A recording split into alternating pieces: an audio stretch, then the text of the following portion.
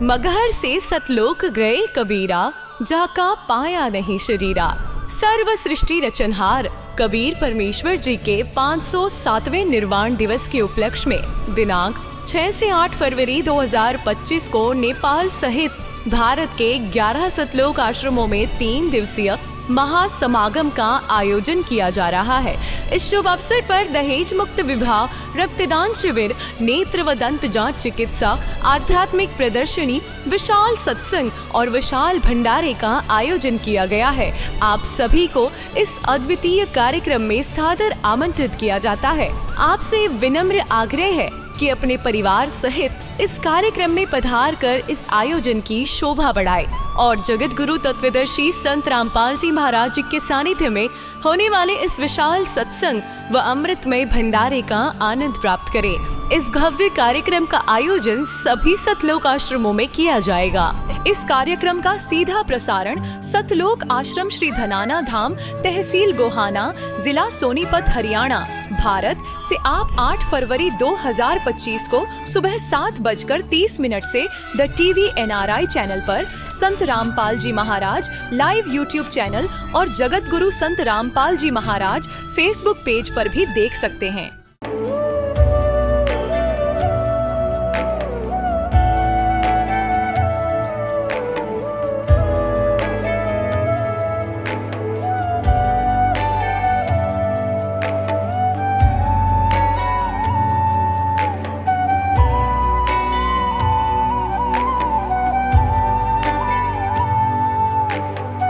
प्रभु राम देव भगवान अल्लाह खुदा ईश आदि नाम एक ही शक्ति के हैं। वो कैसा है, कहां है, कैसे मिलता है, किसने देखा है? ये प्रश्नवाचक चिन्ह पूर्ण रूप से हटाने के लिए अवश्य सुनिए जगत गुरु तत्वदर्शी संत रामपाल जी महाराज के अमृत वचन, सर्व पवित्र धर्मों के पवित्र शास्त्रों के आधार पर। दर्शकों, जीवन में ज्यादातर लोग उन्हीं परंपराओं और साधनाओं को अपनाते हैं जो पीढ़ियों से चलती आ रही हों। लेकिन क्या आपने कभी सोचा है कि उन परंपराओं से क्या वास्तव में लोगों को सच्चा सुख, शांति और परमात्मा की प्राप्ति हो रही है? इसी को जानने के लिए आज आपको मिलवाते हैं एक ऐसे शख्स से जिसने सच्चाई जानकर शास्त्र विरुद्ध परंपराओं को छोड़ सच की राह अपनाई है।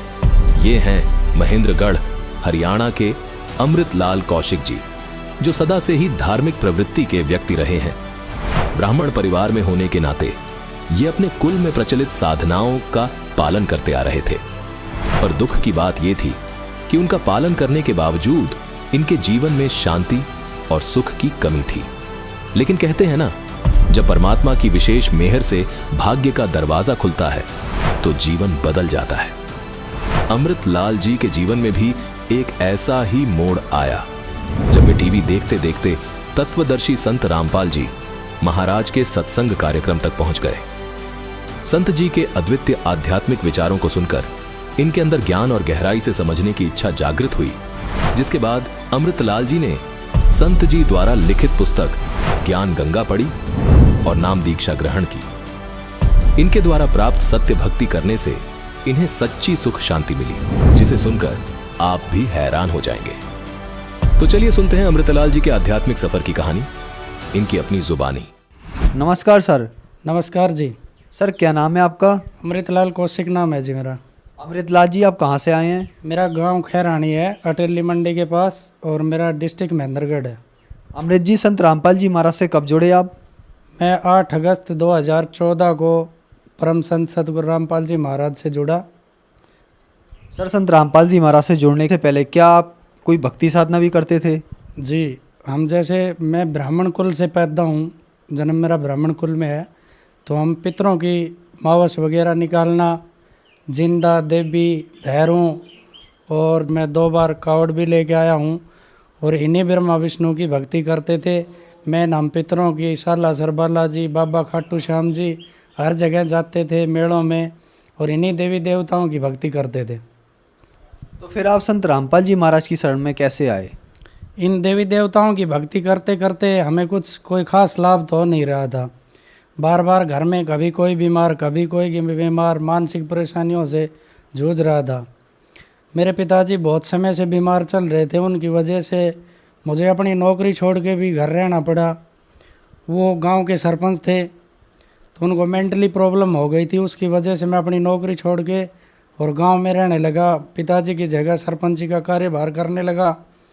सरपंची का कार्यभार करते करते कभी सोशल वर्कर, मेला भरवाना, स्टेजों पे रहना, नेताओं के पीछे घूमना, इस प्रकार अपने जीवन को खो रहा था मैं। फिर एक दिन मैंने टीवी चलाया तो टीवी के ऊपर परम संत रामपाल जी महाराज का ही सत्संग चल रहा था। मैंने सत्संग सुना, उसमें देखा कि भाई ब्रह्मा विष्णु महेश ये अजर अमर नहीं है। मेरे एकदम सांप सा सूंघ गया, यार ब्रह्मा विष्णु महेश जो हमारे ब्राह्मण का असली देवता हैं उनको तो यार अजर अमर नहीं बता रहे।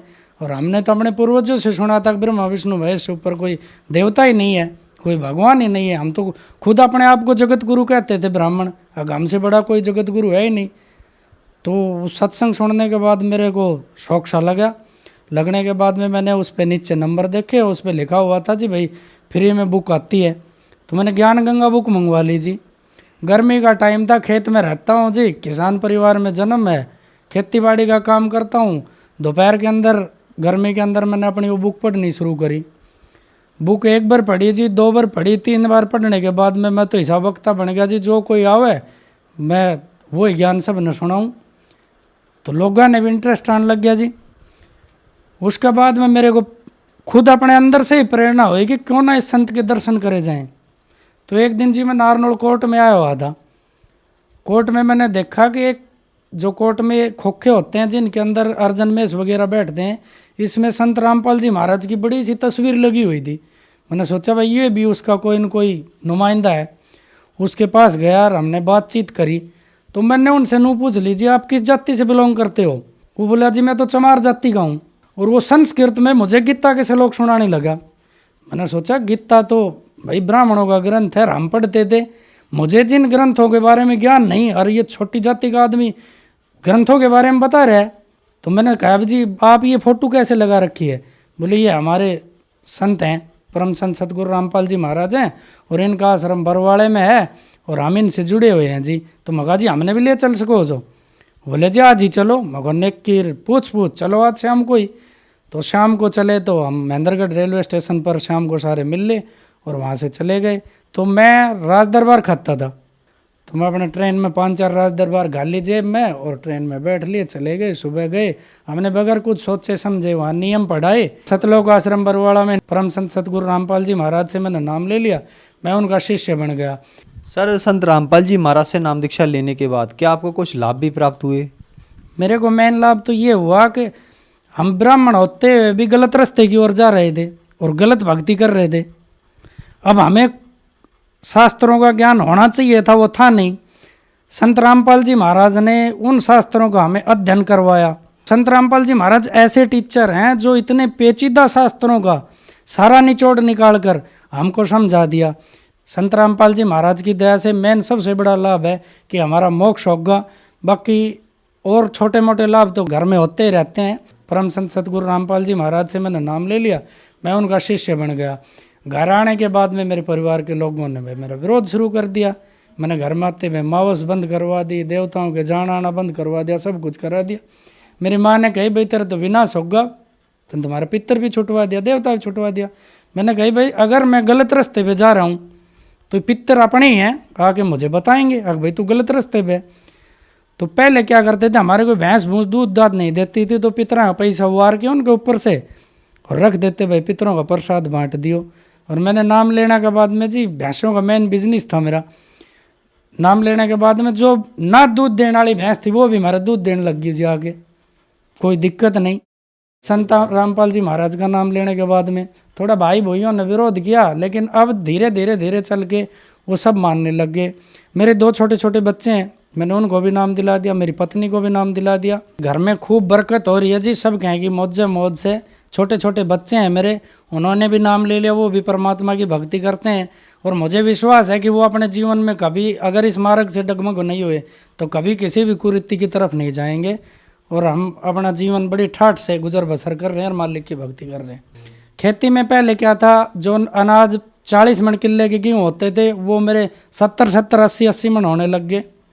जहाँ भी मैं बीज डालता हूँ मेरे सबसे ज़्यादा अनाज होता है कम मेहनत में।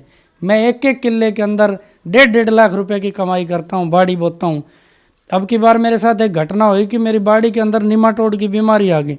तो मैं संत रामपाल जी महाराज की तारीख के ऊपर गया था, तो मैंने सोची सारे डॉक्टरों से सलाह ले लूँ। डॉक्टरों के पास गया तो उन्होंने हाथ खड़े कर दिए, जी बाबा तो आपकी खेती खत्म होगी।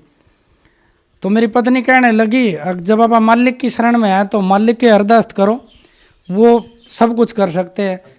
संत रामपाल जी महाराज से हमने अरदास लगाई अपने मन ही मन में, तो मेरे 1,40,000 रुपए की उस उजड़ी हुई खेती में से होगी। तो मेरी आत्मा गदगद होगी। मालिक जो मांगता हूँ वो पहले लिए खड़े रहते हैं गेट के पास। मेरे भाई बंद ऐसे कहते हैं क्या संत रामपाल जी महाराज तुझे पैसे दे के जाते हैं? मैं बड़ी सीना ठोक के उनको कहता रहता हूँ कि वो तो मेरे गेट के सामने पैसे लिए हमेशा खड़े रहते हैं, जब मांगूँ तभी गड्डी पकड़ा देते हैं। एक भाई तो मेरा कहता है कि वो भाई हिसार इसलिए दिल्ली जाओ जब रामपाल जी महाराज की टंकी भरवा दे जाए, सारे दिन पेट्रोल फूके से, सारे दिन गाड़ियाँ में घूमे से। पहले मेरे पास एक पुरानी गाड़ी हुआ करती, तो मैंने परमात्मा से बस मन ही मन में प्रार्थना करी हिसार से आते आते, संत रामपाल जी महाराज से प्रार्थना करी आते आते कि महाराज जी गाड़ी तो बहुत ये पुरानी होगी कि तो एक्सीडेंट होगी। तो मैं एक छोटी सी कंपनी में काम करा करता। उस कंपनी वालों ने सामने कही कि भाई इसमें लकी ड्रा निकलेगा, तो इसमें 1,000 रुपये का कूपन कट रहा है, अगर आप कूपन कटवा लो तो हौसके से आपका गाड़ी निकला हुआ। तो मैंने सोची मेरी जेब में 1,000 ही रुपया था, मैंने सोची कि भाई क्यों ना कूपन कटा लिया जाए। मैंने अपनी धर्मपत्नी का नाम कूपन कटवा लिया और मैं अपने घर पहुंचा भी नहीं था। अपने ट्यूबवेल से 1 किलोमीटर दूर पैदल जाना पड़ता है, मैं पैदल चल रहा था। तो रास्ते में एमडी का फ़ोन आया कि जी आप तो बहुत लकी आदमी हो, आपकी पत्नी ने गाड़ी विन कर ली। मैंने कहा भाई क्यों मजाक कर रहे हैं। लेकिन मैं घर गया, फिर मैनेजर का फ़ोन आया, बोला जी शर्मा जी बधाई हो आपके तो गाड़ी निकल आई। तो संत रामपाल जी महाराज ने नई गाड़ी दे दी सारा आने जाने खातर, सत्संग में आने जाने के लिए। अब क्या हुआ जी, उस गाड़ी की कंडीशन थी और 1.5 लाख रुपया उसके में मैंने देना था। गाड़ी मेरे हैंड ओवर होगी। जब 1.5 लाख देने की बारी आई तो पीछे नोटबंदी का कार्यक्रम हो, उसमें वो कंपनी बंद होगी। अब कंपनी बंद होगी तो मैं रुपया देऊँ किसने? फ्री फंड में गाड़ी रह गई जी। और इस तबत्ती मालिक दया के करेगो। एक जमींदार आदमी, एक किसान पुत्र होते हुए गाड़ियाँ में घूमना, नेता का लोगों की तरह घूमने वाला आदमी हूँ मैं जी। एक जी मेरे पैर में प्रॉब्लम थी, जयपुर के डॉक्टरों ने मेरे को बताई कि भाई तेरे गोड्डा रिप्लेस होगा घुटना। तो जी भक्ति करते करते मैंने एक दिन मालिक से कहा कि दुनिया का इतना चमत्कार हो रहा है मालिक, मेरे गोड्डो ठीक नहीं हो सके। तो परम संत सतगुरु रामपाल जी महाराज ने मुझे पता भी नहीं चलने दिया। आज मेरे घुटने एकदम बिल्कुल सही हैं, कोई दर्द नहीं है किसी भी प्रकार का जी, मैं बिल्कुल स्वस्थ हूँ। और छोटे मोटे चमत्कार तो जी होते रहते हैं। सर संत रामपाल जी महाराज से नाम दीक्षा लेने के बाद आपको बहुत सारे लाभ प्राप्त हुए। हम आपसे एक बात जानना चाहते हैं कि आप जाति से ब्राह्मण हैं, इस बात को आपसे अच्छा कौन जानता होगा। कहते हैं कि संत रामपाल जी महाराज ब्रह्मा विष्णु महेश की भक्ति छुड़वाते हैं, क्या ये बात सही है? नहीं जी, ये बात बिल्कुल गलत है। संत रामपाल जी महाराज ब्रह्मा विष्णु महेश की भक्ति करने का सही प्रोसीजर बताते हैं। ब्रह्मा विष्णु महेश हमारे दुश्मन नहीं है, वो भी भगवान है, लेकिन वो उस कला के भगवान नहीं है कि वो हमारा मोक्ष कर सकें। वो खुद जीर्ण मरण में है, वो तो खुद उनका आविर्भाव और तिरोभाव होता है। हम अपने शास्त्रों को तो ब्राह्मण लोग पढ़ते नहीं, उनको अपने घर में ला कर रख लेते हैं और ऊट पटांग बांटते जनता को भी बताते रहते हैं और खुद भी उस ऊट पटांग ठग्गीबाजी में चलते रहते हैं। पैसे कमाने के चक्कर में हम अपने धर्म से ही विचलित हो रहे हैं। हम अपने शास्त्रों को पढ़ें। संत रामपाल जी महाराज तो ब्रह्मा विष्णु की भक्ति करने का सही प्रोसीजर बताते हैं। उनसे नाम लेने के बाद पता चलेगा कि वो कैसे प्रोसीजर बता रहे हैं। ब्रह्मा विष्णु की भक्ति करने का सही तरीका परम संत सतगुरु रामपाल जी महाराज के पास ही है और किसी के पास है ही नहीं। संत रामपाल जी महाराज की दया से अगर कोई भाई नाम लेना चाहे तो चैनल पर उनका कार्यक्रम आता है। पहले सत्संगों को सुने, फिर नीचे पट्टी पर मोबाइल नंबर चलते हैं, उन मोबाइल नंबरों पर संपर्क करके आपके नज़दीक का नामदान सेंटर का वहाँ से एड्रेस मिल जाएगा। वहाँ जाके आप ज्ञान को समझें और संत रामपाल जी महाराज की शरण में आए और संसार के सुख तो मिलेंगे ही मिलेंगे, मोक्ष निश्चित है। सर कहते हैं कि संत रामपाल जी महाराज से उनके जो अनुयायी हैं अंधश्रद्धा के तहत जुड़े हुए हैं, क्या ये बात सही है? नहीं, कैसे है जी, मैं पढ़ा लिखा हूँ, मैकेनिकल लाइन का आदमी हूँ और मैंने खुद ग्रंथ जांचे हैं। और जो भाई शक करता है वो अपने ग्रंथों को खुद पढ़े, खुद जांचे। संत रामपाल जी महाराज संसार में सबसे बड़े टीचर हैं ग्रंथों के। और कोई आध्यात्मिक गुरु जितने भी हैं, जितने भी धर्मों के गुरु हैं, वो इन ग्रंथों को पढ़ के समझा ही नहीं सकते। गीता, भागवत, कुरान, बाइबल, जितने भी पुराण, कुरान, ये सब संत ने दुनिया के सामने खोल के रख दी। और आप भी पढ़ो और जांचो और फिर आके संत की शरण में आओ और अपना कल्याण कराओ। गुरु बिन तो मोक्ष होगा नहीं, गुरु तो बनाना पड़ेगा। और वो तो स्वयं परमात्मा आए हुए हैं, आप उनसे नाम लो और अपना कल्याण करवाओ। धन्यवाद सर। थैंक यू जी। अब जगत गुरु तत्वदर्शी संत रामपाल जी महाराज जी के सत्संग के माध्यम से उस अद्वितीय आध्यात्मिक ज्ञान के बारे में जानते हैं, जिसके माध्यम से आप भी प्राप्त कर सकते हैं ऐसे आध्यात्मिक, मानसिक और भौतिक सुख जो अभी तक आपने सिर्फ मीराबाई, ध्रुव, प्रहलाद जैसे कुछ ही भक्तों की जीवन कथा में सुने होंगे। अब सुनिए तत्वदर्शी संत के संग शास्त्र अनुकूल भक्ति सत्संग, ऐसा अद्वितीय आध्यात्मिक ज्ञान जिसका है सर्वधर्मों के पवित्र शास्त्रों में प्रमाण। परम पिता परमात्मा पूर्ण ब्रह्म सर्व सृष्टि रचनहार कबीर परमेश्वर जी की असीम रजा से आप सभी पुण्यात्माएं सत्संग सुनने के लिए उपस्थित हुए। सत्संग सुनने को उन्हीं पुण्यात्माओं को मिलता है जिनके ऊपर परमात्मा की एक विशेष रजा होती है। अन्यथा ये इंसान कितना ही चतुर बना रहे, कितनी उसकी महिमा बनी हुई हो, कितना ही वो धनी हो, कितना ही वो राज्य पद पर उपस्थित हो, जब तक इस प्राणी को सत्संग नहीं मिलेगा, इसका मानव जीवन व्यर्थ है। तब तक ये केवल अपना पूर्व जन्म के किए हुए पुण्य और पापों का भोग ही भोग रहा होता है। भविष्य का उसके पास कोई भी विकल्प नहीं होता। उस जो मनुष्य जीवन का मुख्य उद्देश्य है उसका ज्ञान उसको नहीं हो पाता जो प्राणी सत्संग में नहीं आता। प्रथम तो मानव शरीर बहुत ही दुर्लभ बताया है। सभी सद्ग्रंथों ने, सभी महापुरुषों ने और स्वयं परमेश्वर ने भी आकर हमें यही राय दी है, मानुष जन्म दुर्लभ है, ये मिले न बारंबार, तरवर से पत्ता टूट गिरे वो बोर न लगता डर। मानुष जन्म पाए कर जो नहीं रटे हरि नाम, जैसे कुआ जल बिना बनवाया क्या काम।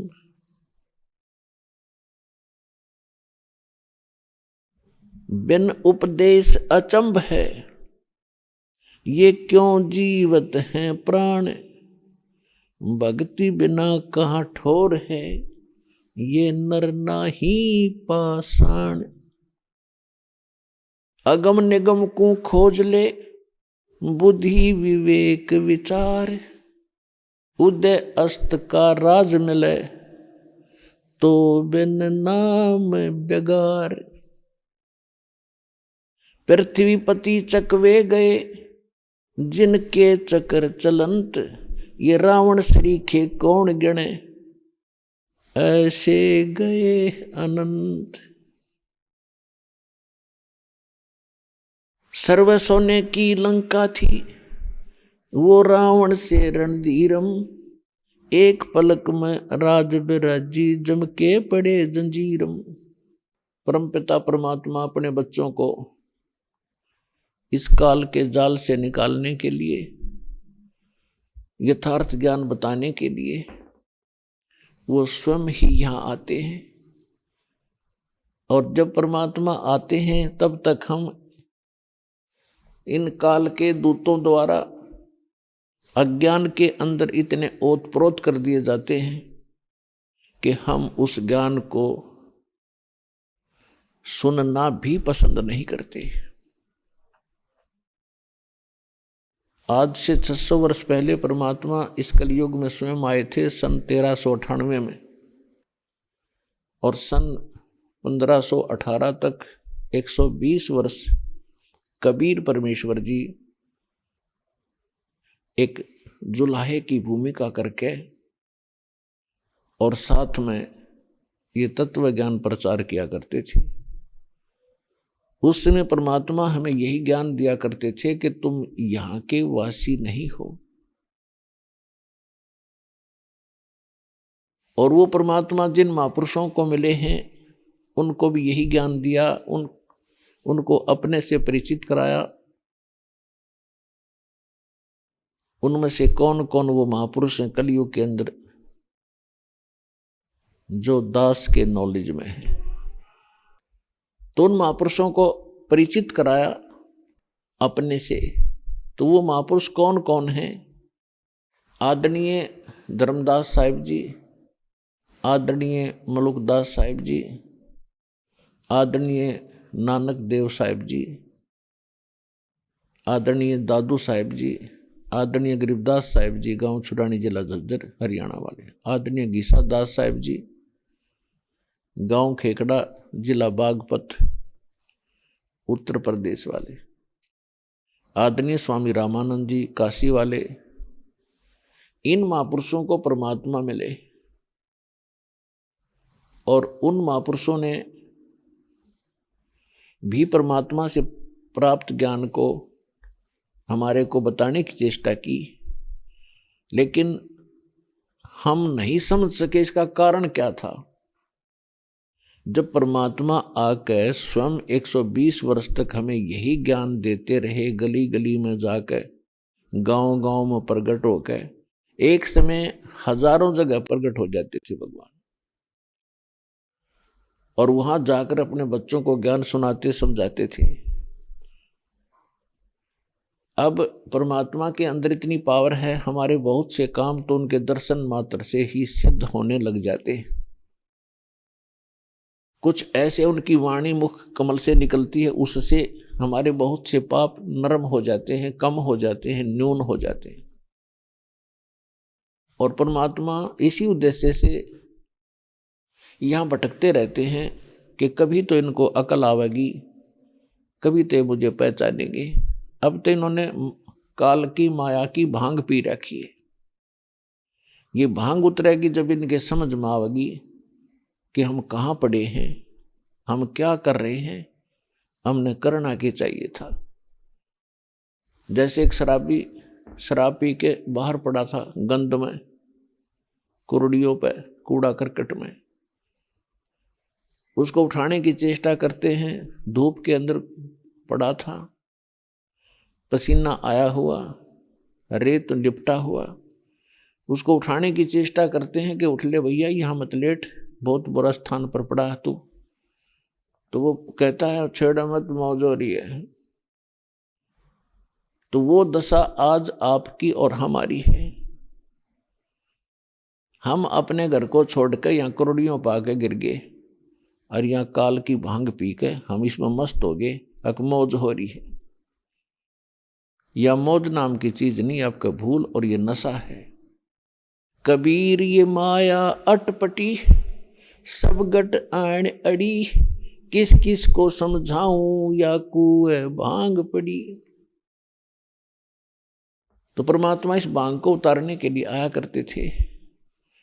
अपनी प्यारी आत्माओं को भी अपने से परिचित कराकर उनकी भी सेवा दी उनको कि तुम भी समझाओ अपने बहन भाइयों को, शायद इनकी भांग उतर जा और ये पहचान ले मेरे को। पुणात्मा कितने दयालु है वो दाता।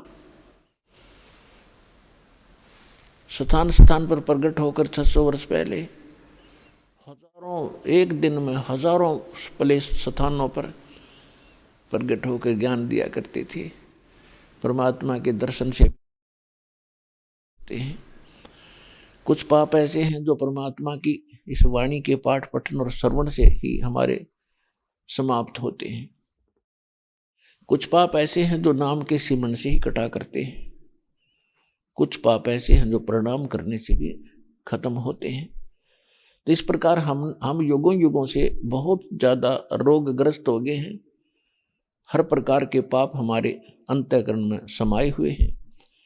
इनका नाश करने के लिए हमने ये सभी तरीके अपनाने पड़ेंगे। जैसे कोई कपड़ा मैला है, थोड़ा मैला है, या वैसे ही रेत लगा है तो झाड़ देने से भी वो ठीक हो जाता है।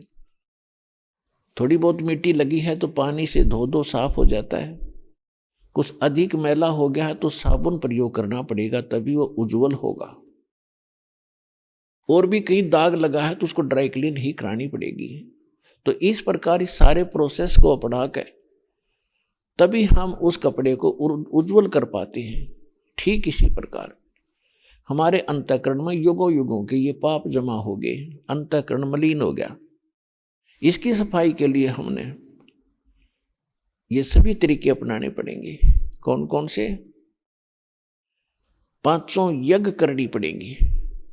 एक यज्ञ है धर्म की, दूजी यज्ञ है ध्यान, तीजी यज्ञ हवन की, चौथी यज्ञ प्रणाम, और यज्ञ 5वीं ज्ञान है। समझे कोई बिरला दास।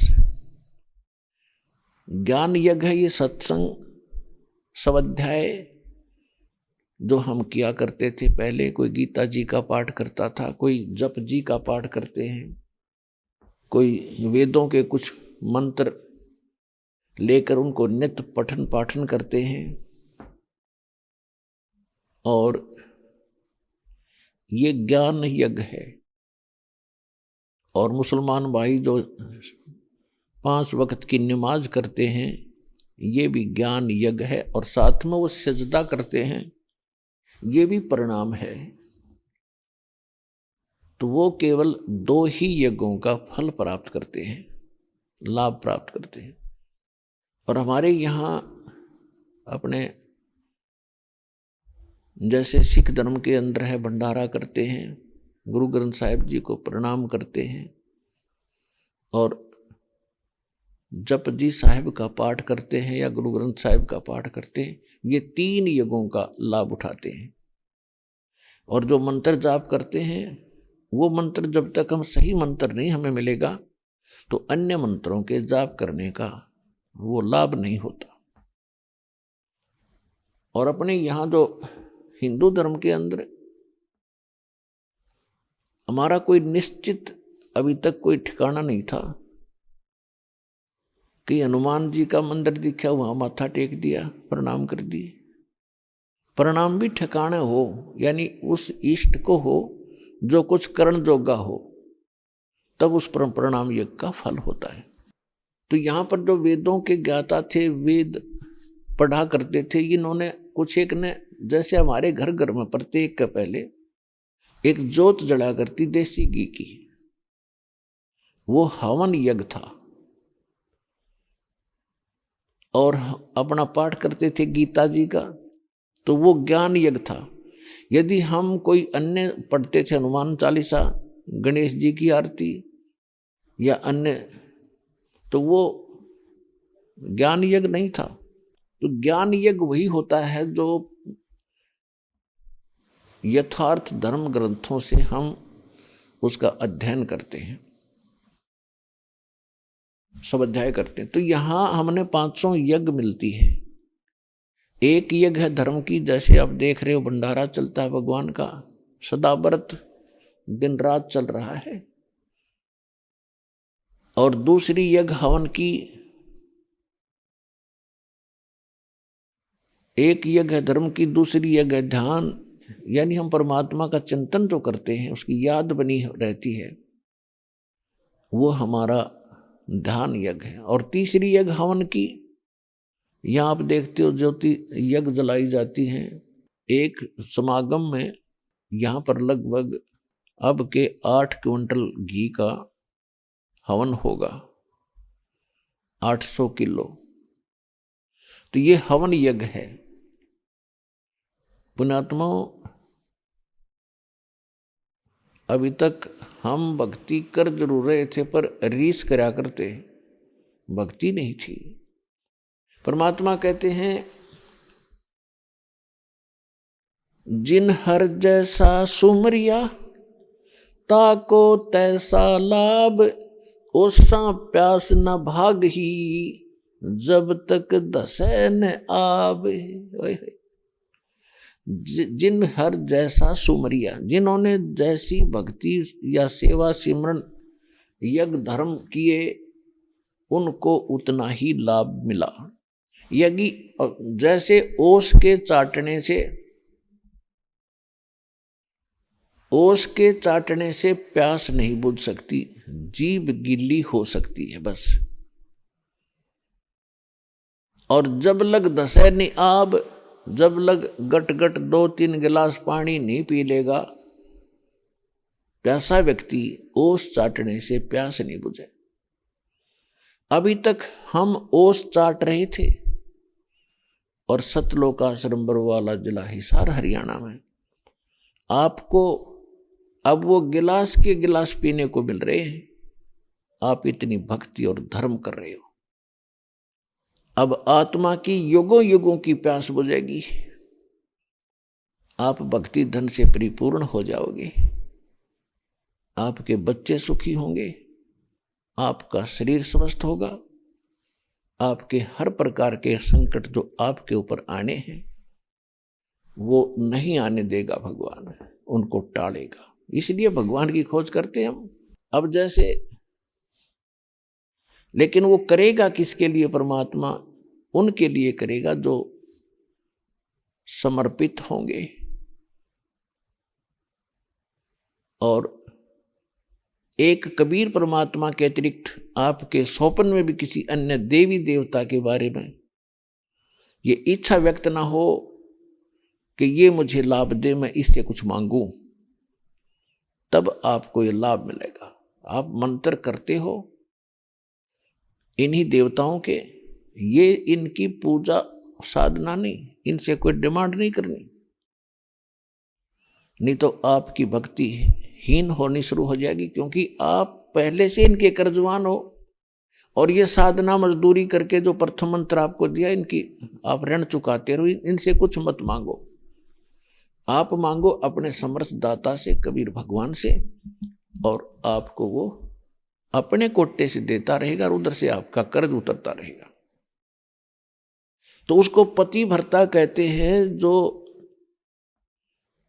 अपने पति के अतिरिक्त अन्य किसी पुरुष की इच्छा स्वप्ने में ना करे। बाकी ये नहीं कि किसी पुरुषों से नफरत करे पति भर्ता, नहीं, आदर सबका करती है, लेकिन जो पति वाली भावना उसकी पति के अतिरिक्त दूसरे में हो ही नहीं सकती, तो उसको पति भर्ता कहते हैं। तो यहां परमात्मा कहते हैं जब आप जी मेरे प्रति उस पति भर्ता पद पर आ जाओगे, फिर आपके पाप कर्म रूपी कोई कांटा आपको हानि नहीं कर पाओगा। क्या बताते हैं? जब जैसे पतिव्रता जमी पर जो जो धर है पाँव, समर्थ झाड़ू देत है ना काटा लग जावे। आदरणीय गरीबदास साहिब जी अपने समर्थ परमात्मा कबीर जी की महिमा किस प्रकार सुनाते हैं कि जिस समय आप परमात्मा पर इतने आश्रित हो जाओगे और कबीर भगवान के अतिरिक्त आपको कोई परमात्मा दिखाई नहीं देगा जो आपका संकट निवारण कर दे। वैसे तो सच्चाई भी यही है, लेकिन आपका कद समझ में आवेगी वो उसके लिए कहा है। तो उसके लिए बताते हैं जैसे पतिव्रता जमी पर जो जो धर है पाँव, यानी वो पुण्यात्मा समर्पित कबीर भगवान पे और सच्चे इस नाम का जाप करते हुए अपने जीवन रूपी सफर में जब वो चलती है, समर्थ कबीर परमात्मा आपके जीवन के सफर में उन सभी कांटों को पहले निकालना, बहारना शुरू कर देता है जो पाप के कारण आपको हानि करने वाले थे, ताकि मेरी प्यारी आत्मा को वो पाप रूपी कांटा कोई हानि ना करते। समर्थ झाड़ू देत है ना कांटा लग जाए। तो यहां इस सतलोक आश्रम बरवाला में आपको वो 500 यज्ञ प्राप्त होती हैं। एक यज्ञ है धर्म की, आप यहां भंडारा चलता है। पुण्यात्माओं, पुराने समय में हम सुना करते थे, क्योंकि पहले लोग इतने अपराधी नहीं बने थे जिसे हम आज बन गए। हम शिक्षित हो। अब जैसे दास ने एक प्रसंग और सुना था कि आज तक हम परमात्मा को क्यों नहीं समझ सके, क्यों नहीं पहचान सके, क्योंकि हम अशिक्षित रहे। और अशिक्षित होने के कारण हम उन्हीं लोगों को महत्व देते रहे जो संस्कृत बोला करते, और घनी ज्यादा स्पीड से जो बोल देता तो हम सोचे ये तो भगवान उतर गया, और इसने वेदों को सही जाना, गीता जी को, तो उसकी बात को हमने फाइनल मान लिया कि विद्वान पुरुष है, इन्होंने वेदों और गीता पुराणों को पढ़ा है, ये जो बता रहा सही है। और परमात्मा आया करते वो आपकी भाषा में बोला करते, सिंपल लैंग्वेज में, और वो हमारे समझ में नहीं आई। ये तो कबीर है, धानक है, जुलाहा है, शूद्र है, ये वेद गीता को पढ़ नहीं सकता, क्योंकि ब्राह्मण लोग ही वेद और गीता और सदग्रंथों को और संस्कृत के पढ़ने के अधिकारी थे वो उस समय। तो परमात्मा नहीं चाहता था हमें शिक्षित बनाना। क्यों नहीं चाहते थे? क्योंकि इसमें सबसे ज्यादा दोष है शिक्षा के अंदर। क्या दोष आ गया? हम छोटी मोटी नौकरियां प्राप्त कर ली, छोटे मोटे पद प्राप्त हो गए, बड़े से छोटे बड़े कोई पद प्राप्त हुए, अहंकारी हो गए, अप टू डेट अफलातून बनकर चालें। हम भूल गए भगवान को, साइंटिस्ट बन के हम परमात्मा से दूर हो गए, डॉक्टर बन के कहते मैं दवाई देता हूं, औषधि देता हूं, इससे ठीक होते। पुण्यात्माओं, परमात्मा ने ये विष आपको अब खिलाना अनिवार्य समझा था, नहीं तो पहले भी शिक्षित कर देते, आपको क्या दिक्कत थी। लेकिन आपके अंदर से भगवान दूर हो जाता। अब ये समय है 5505 वर्ष, 5505 वर्ष वाला समय आ गया। 1997 में कलयुग 5505 बीत गया, और उसके बाद आप देख रहे हो ये वैज्ञानिक तरक्की। मोबाइल फोन नहीं थे पहले, ये मोबाइल फोन बनवाए। टेलीविजन नहीं थे, ये जो आजकल जैसे इलेक्ट्रॉनिक मीडिया इतना ज्यादा बनवा दिया, इंटरनेट, यूट्यूब, इतना तहलका मचवा दिया दाता ने।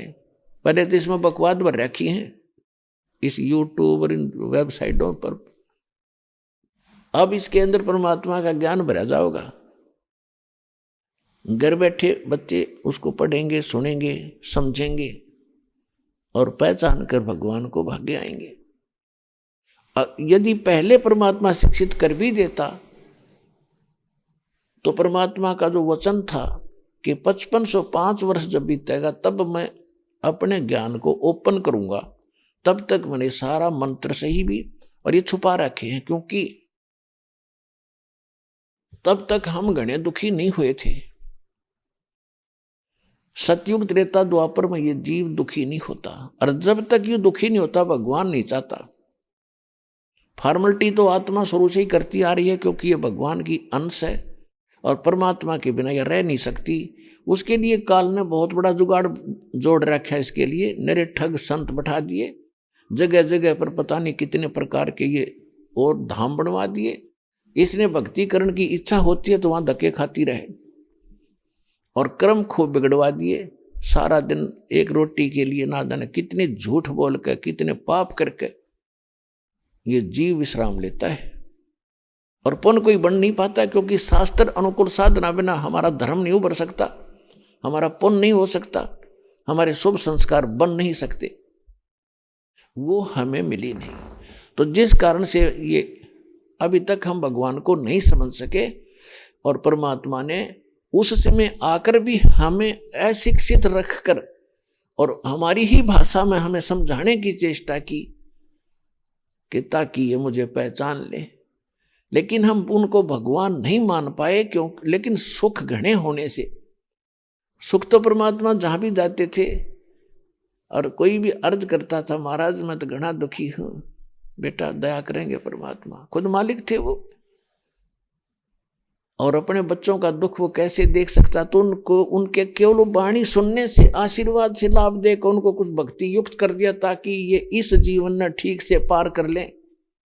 तो मोक्ष तो तब हो ही नहीं सकता था, क्योंकि भगवान ने बैन लगा रखा था कि धर्मदास मेरी लाख दुहाई, ये सार नाम की दबार न जाई, ये सार नाम बार जो पढ़ी बिचली पीढ़ी हंसनी तेरी। और बिचली पीढ़ी कब थी? अब ये आएगी बिचली पीढ़ी शुरू। तो तब तक ये मूल ज्ञान तो, मूल नाम तो देना नहीं था। ये काल के दूता का हाथ लग जाती है मंत्र, तो आज दास कैसे डिफरेंट कर, आपको डिफरेंशिएट बताता, भिन्नता कैसे बताता कि वो गलत है, ये ठीक है, ये प्रमाण देखो जिन महापुरुषों ने भक्ति की इस मंत्र से की, इनका मोक्ष हुआ। और ये हमारे सदग्रंथ बताते तो ये सभी के पास होता, तो आप फिर वहीं के वहीं रह जाते जहां पहले थे। इसलिए परमात्मा ने आपको उस समय शिक्षित बनाना उचित नहीं समझा, क्योंकि आप अहंकारी हो जाते। दास ने 18 वर्ष तक जूनियर इंजीनियर जेई की पोस्ट पे इरिगेशन डिपार्टमेंट हरियाणा में सर्विस की। दास एक ग्रामीण क्षेत्र से निकलकर शहर में रहने लगा। तो जो हमसे पहले के जो अधिकारी कर्मचारी थे उनका व्यवहार देखकर मैं चकित रहता था। जब वो जाते थे गांव में तो ग्रामीण उनकी इतनी सेवा करते थे, बैठो जी, चारपाई बिछा दो जी, दूध लाओ जी, साहब आगे दूध लाओ जी। और जब वो ग्रामीण उनके ऑफिस में आते थे, वो दुष्ट लोग चाय को नहीं पूछते थे उनको। मैं हैरान रहता था, मैं ये कैसे लोग हैं भगवान, कैसा कितना अंतर है। और लाइन में खड़े रहते थे, सारा दिन उनसे बात नहीं करते थे। तो इस शिक्षा ने नाश कर रखा है इस जीव का। अब शिक्षा इसलिए दी दाता ने कि मुझे पहचानेंगे, और फिर ज्ञान सही पा करके ये शिक्षित भी नर्म होंगे, जीव को अपनी औकात का पता रहेगा। और ऐसा ज्ञान दे दूंगा कि इसकी नाड़ नहीं उठ सकती अभिमान की, फिर अहंकार ऊपर नहीं उठ सकता। अहंकार के पास भगवान नहीं आ सकता, चाहे कितनी भक्ति कर लेना। रावण जैसी भक्ति आप नहीं कर सकते, ना शिव के कोई पुजारी कर सकता। इतना समर्पित था कि यहां से गर्दन काट के 4 भुजा और शीश समर्पित कर दिया था, लेकिन अभिमान नहीं गया उसका। जैसा किया उसको वापस दे दिया, क्योंकि उसकी आयु शेष थी, लेकिन अहंकार नहीं गया। खड़ा हो होकर तप किए, जाप किए, ओम नमः शिवाय किए, पता नहीं कितने के। उस मूर्ख गुरु ने उस रावण को मिसगाइड कर दिया कि वेदों में शंकर भगवान सुप्रीम पावर बताया है। तो उसने क्या पता, बोली आत्मा ने गुरु जी के आदेश अनुसार उसने साधना शुरू कर दी। और गीता और वेदों में गीता जी में लिखा है कि इन तीनों गुण की जो साधना, रजगुण ब्रह्मा, सतगुण विष्णु, तमगुण शिव जी की जो साधना करते हैं, वो राक्षस स्वभाव को धारण किए मनुष्यों में नीच दूषित कर्म करने वाले मूर्ख। तो वो तो गुण उसमें आना ही था, जो उसकी पूजा इसकी करने लगा। तो ऐसे जुल्म किए आज तक वो धिक्कारा जाता है। तो अभिमान के पास भगवान नहीं। उसका साथ में उसका भाई था विभीषण, वो परमात्मा कबीर जी की शरण में आया था, जिसमें परमेश्वर मुनिंद्र नाम से प्रकट थे। चारों युग में मेरे संत पुकारे, कूक कहा हम हेल रे, हीरे माणिक मोती बरसे, ये जग चुगता ढेल रे। सतयुग में सत सुकृत कह टेरा, त्रेता नाम मुनिंदर मेरा, द्वापर में करुणा में कहाया, कलियुग नाम कबीर धराया। परमात्मा कहते हम चारों युग में आए। सतयुग में सतसुकृत नाम था मेरा, और 5 वर्ष की आयु में ये मनु जैसे ऋषियों के छक्के छुड़ा दिए थे, पर ये तो अभिमानी लोग थे। संस्कृत भाषा जाने थे और जनता को उनको महर्षि कहा करती थी। भगवान की बात को माना नहीं, उनको वामदेव कहने लगे, क्योंकि ऋषि बताओ परमात्मा को निराकार और कबीर परमात्मा स्वयं कहे भगवान साकार, आई एम गॉड, मैं हूं भगवान। लेकिन वो ऋषि कहे भगवान निराकार ही, झूठ बोला। यानी कबीर साहब जो सारा सच्चा ज्ञान देते थे, पर ये कहते हैं श्री कृष्ण भगवान, ये कहते थे विष्णु भगवान, कबीर साहब कहते नहीं, विष्णु तो किसी खाते हमने उस भगवान के सामने, वो परमात्मा कोई और है। जिस कारण से मनु जी जैसे और सारे ऋषि उसको उनको कहने लगे कि तो विपरीत ज्ञान देने वाला वामदेव कहने लगे उनको, वामदेव। वाम माने उल्टा, जैसे यो राइट हैंड दाया, यो बामा हाथ, तो बामा उल्टा, इसको उल्टा भी कहते हैं। यो सीधा हाथ, ये उल्टा हाथ, बामा माने उल्टा। तो कबीर साहब को वामदेव कहने लगे सतयुग में। वो ज्ञान ना सुना, भगवान खुद आगे बतावे थे। और यही वेद बताते हैं कि वो अपने ज्ञान अपने आप अपने मुख कमल से बोलता है, और वही तत्व ज्ञान होता, बाकी सब अज्ञान होता है। तो हम अपने उसी प्रसंग पर आते हैं। परमात्मा आकर ज्ञान दिया करते थे। अविवीक्षण कितना अधीन हुआ, परमात्मा मिले थे उनको। एक चंद्र विजय नाम का भाट था श्रीलंका में।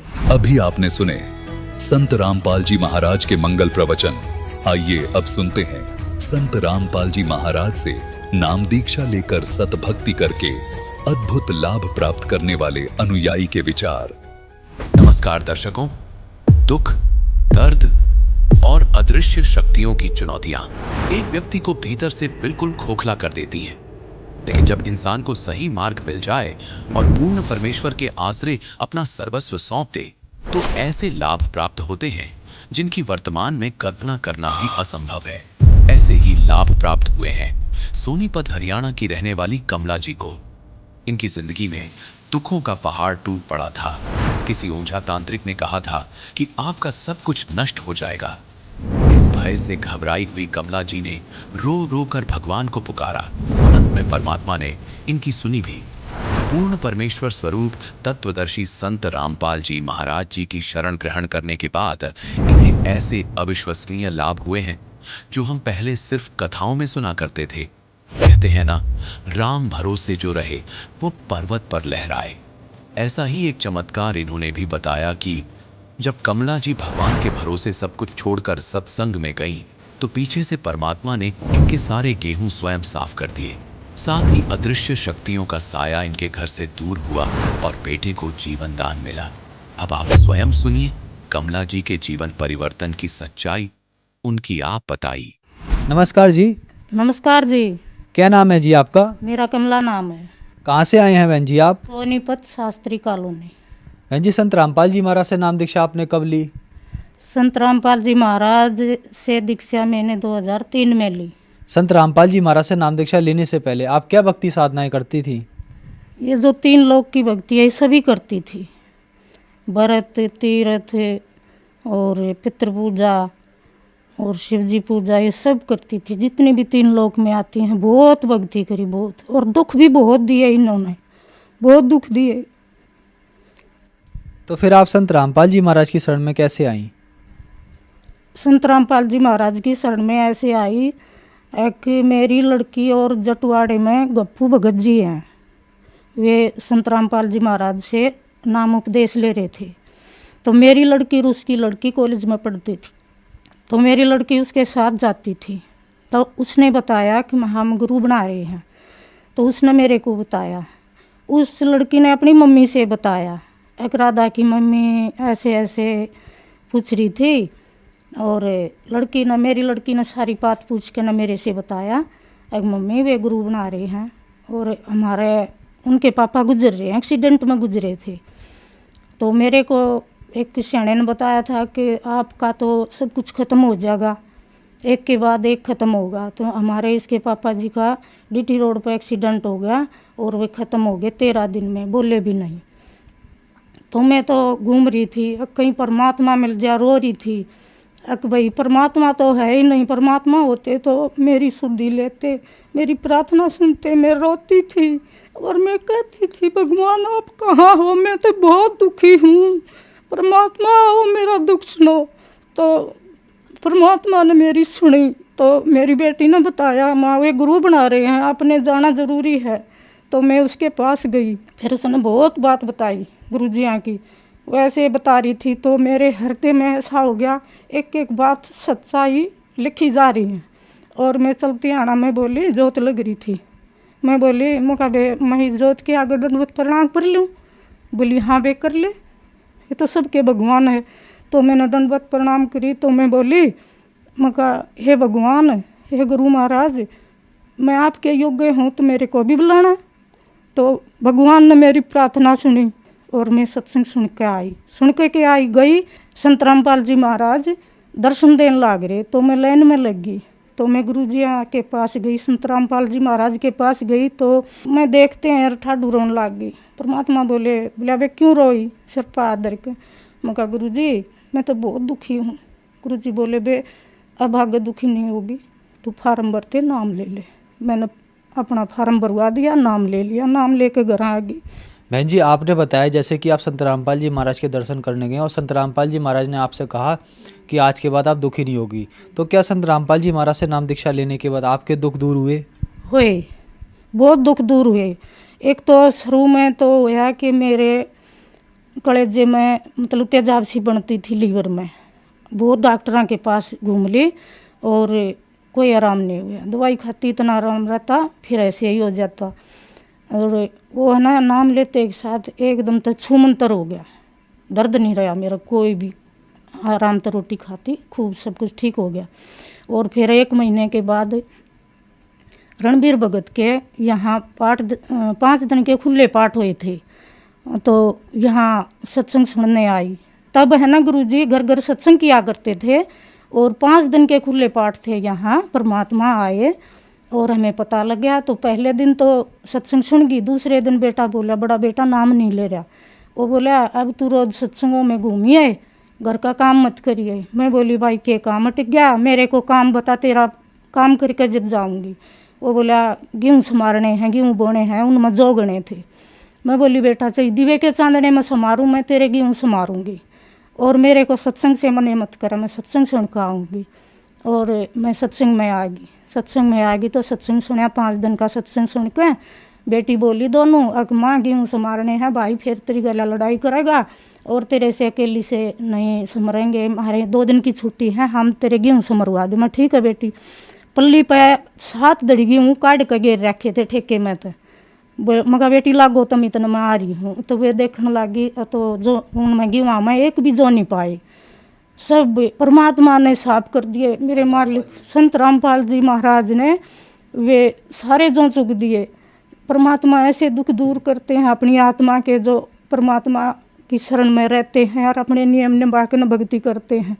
परमात्मा एक एक बात इसी सुना है, जो शाम को याद करके सो गए और परमात्मा से मन मन में प्रार्थना कर लिए, परमात्मा ये होना देना चाहिए, तो परमात्मा सुबह वो पूरा कर देते हैं। संत रामपाल जी महाराज पूरा कर देते हैं, कमी नहीं छोड़ते हमें। और दूसरा लाभ ये हुआ, मेरे बेटे का एक्सीडेंट हो गया, बहुत तगड़ा एक्सीडेंट हो गया। वो नाम दीक्षा ले रहे थे, फिर वो शादी में चले गए, उसने अपना नियम तोड़ दिया। दारू प्यादी बच्चों ने साथ में होके न वो दारू पी ली, आती आना एक्सीडेंट हो गया उसका। यहाँ से सारा मुंह पाट गया, ये जबड़ा आड़े का टूट कर अंदर घुस गया, आड़े तंसली टूट गया, हाथ टूट गया और ये दिमाग पे चोट गहरी लगी।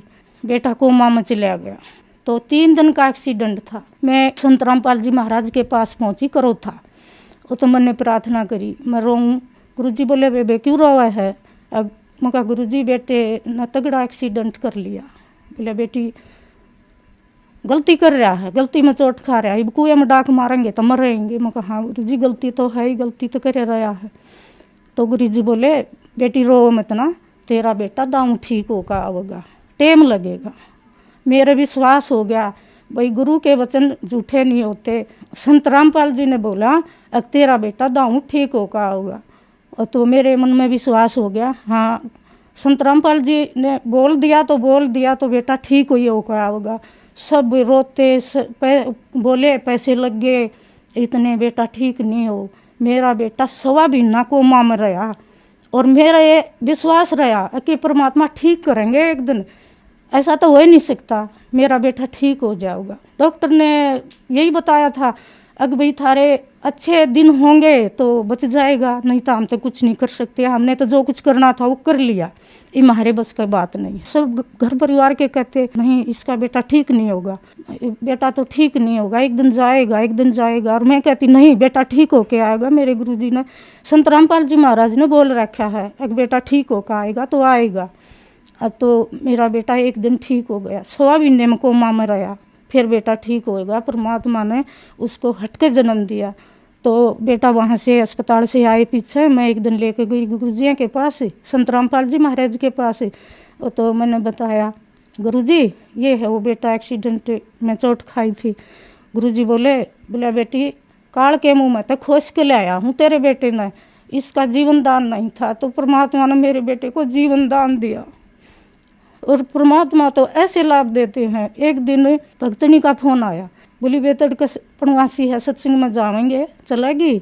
मैं बोली हाँ बे चलूँगी। तो मैंने सामने सोचा सुबह वक्त जाऊँगी, काम कुम करूँगी, मगर पैसे देखूँ बटुए में। मैंने देखा बटुए में 100 रुपये पाए, तो मैंने सोचा 100 रुपये तो थोड़े रहेंगे, और 200 रुपये होते तो मैं चली जाती, घर पर और पैसे नहीं थे।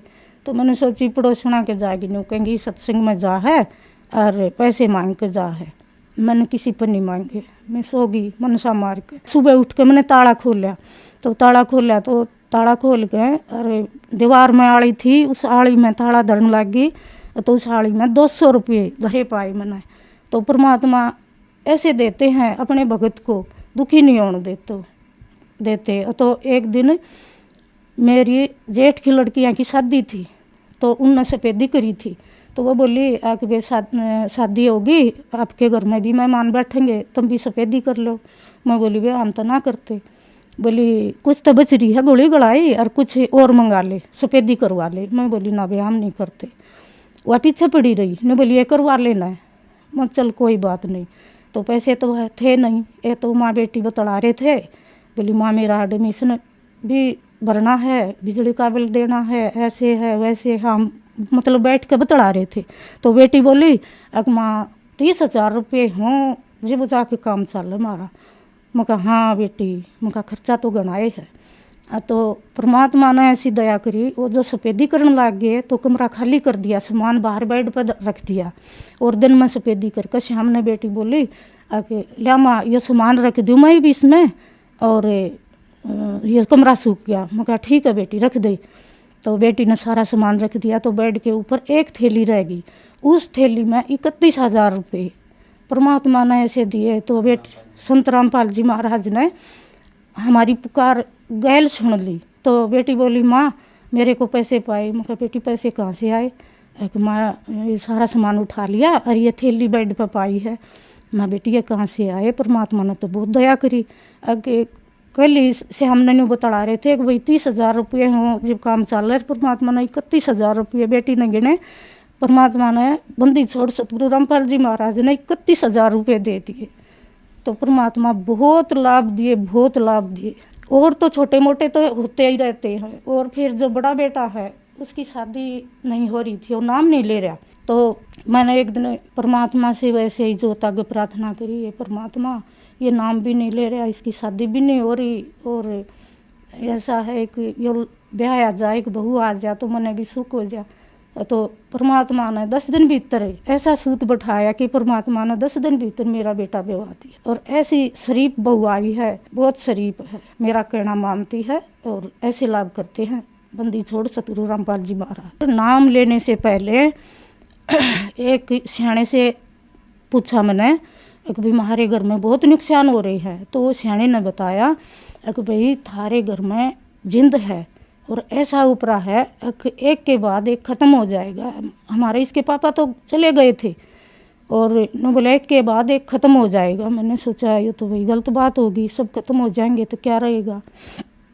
फिर परमात्मा का नाम पता चला और बंदी छोड़ सतगुरु से नाम लिया और मालिक ने वो जिंद भी ऐसे भगा दिया।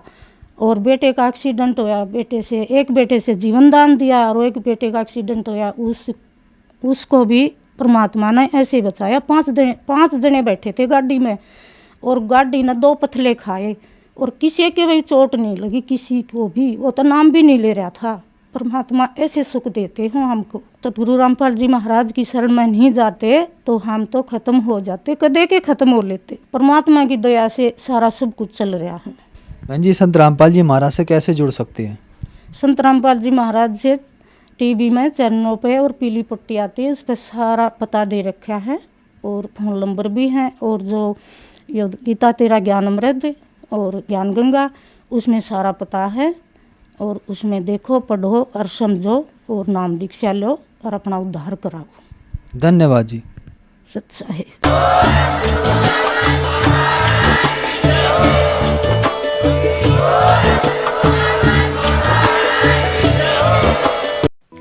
आप सुन रहे थे जगत गुरु तत्वदर्शी संत रामपाल जी महाराज के मंगल प्रवचन। अधिक जानकारी के लिए संपर्क करें।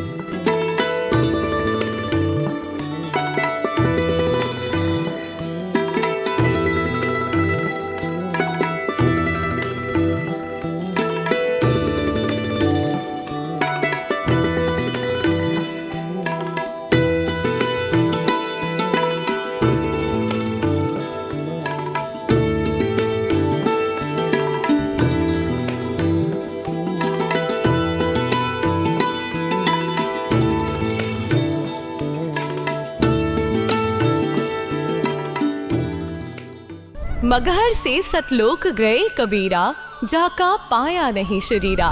सर्व सृष्टि रचनहार कबीर परमेश्वर जी के 507वें निर्वाण दिवस के उपलक्ष्य में दिनांक 6 से 8 फरवरी 2025 को नेपाल सहित भारत के 11 सतलोक आश्रमों में 3 दिवसीय महासमागम का आयोजन किया जा रहा है। इस शुभ अवसर पर दहेज मुक्त विवाह, रक्तदान शिविर, नेत्र व दंत जांच चिकित्सा, आध्यात्मिक प्रदर्शनी, विशाल सत्संग और विशाल भंडारे का आयोजन किया गया है। आप सभी को इस अद्वितीय कार्यक्रम में सादर आमंत्रित किया जाता है। आपसे विनम्र आग्रह है कि अपने परिवार सहित इस कार्यक्रम में पधार कर इस आयोजन की शोभा बढ़ाए और जगत गुरु तत्वदर्शी संत रामपाल जी महाराज जी के सानिध्य में होने वाले इस विशाल सत्संग व अमृतमय भंडारे का आनंद प्राप्त करें। इस भव्य कार्यक्रम का आयोजन सभी सतलोक आश्रमों में किया जाएगा। इस कार्यक्रम का सीधा प्रसारण सतलोक आश्रम श्री धनाना धाम, तहसील गोहाना, जिला सोनीपत, हरियाणा, भारत से आप 8 फरवरी 2025 को सुबह 7:30 से द टीवी NRI चैनल पर संत रामपाल जी महाराज लाइव यूट्यूब चैनल और जगत गुरु संत रामपाल जी महाराज फेसबुक पेज पर भी देख सकते हैं।